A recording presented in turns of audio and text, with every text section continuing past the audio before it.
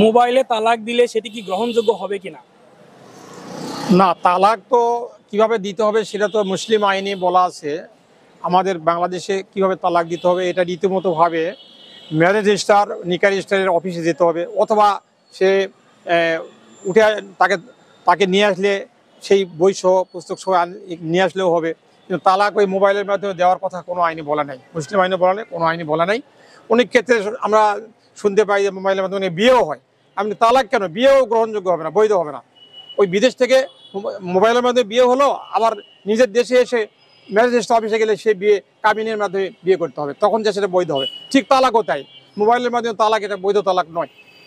তাহলে আমাদের গ্রাম অঞ্চলে এইভাবে কেন চলতেছে তালাক এবং বিয়ে? এটা কিছুই নাই, এটা এটা একটা অনলি ফর শো। কিন্তু আইনগতভাবে বিয়ে করতে হলে রীতিমতোভাবে ম্যারেজ রেজিস্ট্রি অফিসে গিয়ে তালাক কাবিননামা লিখে সেখানে স্বাক্ষর থাকবে, দুই পক্ষের স্বাক্ষর, উকিল থাকবে, তারপর সেখানে সেই বিয়ে বৈধ হবে। এটা আসলে এটা আইনগতভাবে গ্রহণযোগ্য নয়।